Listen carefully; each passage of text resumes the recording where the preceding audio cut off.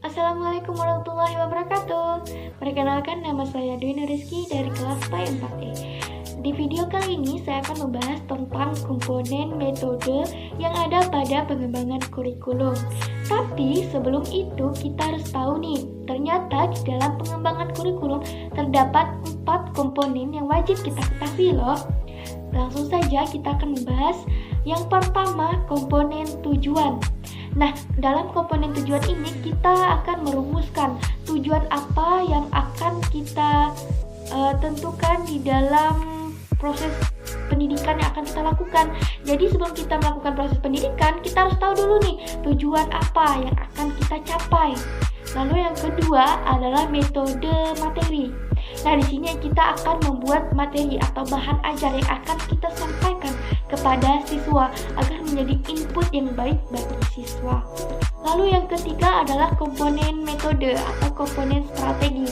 Nah, di sini kita akan mencari cara atau teknik yang akan kita gunakan dalam penyampaian materi kepada siswa untuk mempermudah masukan atau input kepada siswa. Lalu yang keempat adalah komponen evaluasi.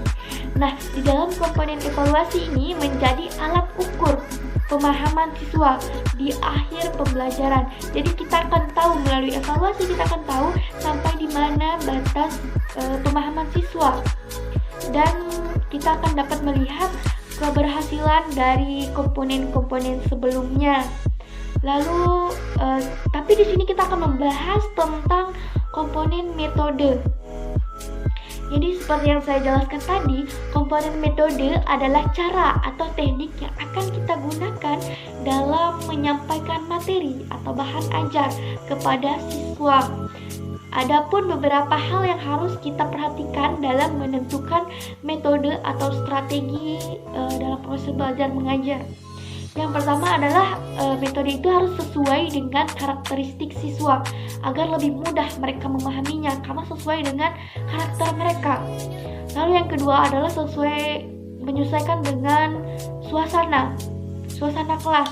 Suasana kelas harus kondusif, harus hidup, harus gembira agar siswa itu dapat memahami dengan baik, lebih enjoy dalam memahami materi tersebut. Jadi lebih mudah dalam penjelasannya juga lebih mudah, pemahamannya lebih mudah, dan anak-anak juga tidak akan merasa terbebani lah dengan metode yang tepat bagi mereka. Lalu kita akan membahas tentang beberapa metode yang dapat dilakukan bagi kita nih sebagai calon guru dan sebagai guru yang kita terapkan di kelas kita. Nah, metode yang pertama yaitu metode ceramah. Pasti metode ceramah ini sudah sering didengar ya, karena metode ceramah ini memang sangat umum sekali digunakan oleh para guru. Dan metode ceramah ini pun sudah sejak lama digunakan di dalam proses belajar mengajar. Jadi metode ceramah itu seperti seorang guru berdiri di depan kelas, di depan siswa dan menyampaikan materi kepada siswa. Pembekalan sang guru ini harus mempunyai pengetahuan, harus menguasai materi yang akan dia bahas. Lalu cara yang kedua atau metode yang kedua adalah metode diskusi. Jadi guru dapat melakukan metode diskusi ini di dalam kelas dengan mengelompokkan beberapa siswa, kemudian memberikan satu topik permasalahan yang harus dipecahkan oleh siswa. Jadi di sana siswa dituntut untuk saling berkomunikasi, bersosialisasi, dan bertukar pikiran dan pendapat. Jadi mereka akan dituntut untuk berdiskusi, untuk memecahkan masalah tersebut. Lalu yang ketiga adalah metode tanya jawab. Jadi dalam metode tanya jawab ini, seorang guru dan siswa dapat menjalankan dua peran sekaligus. Seorang guru bisa menjadi penanya ataupun penjawab, begitupun sebaliknya. Contohnya, seorang guru melemparkan pertanyaan dari materi yang mereka bahas. Jadi seorang siswa wajib menjawab dari pertanyaan tersebut. Ataupun sebaliknya, seorang siswa juga boleh bertanya kepada guru bagian mana dan materi apa yang belum mereka pahami.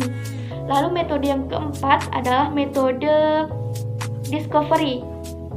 Nah, metode discovery ini yaitu metode penemuan.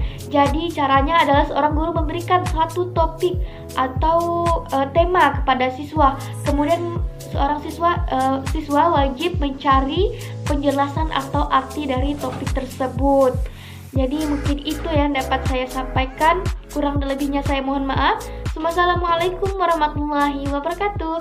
Dan jangan lupa like, comment, dan subscribe. Dadah!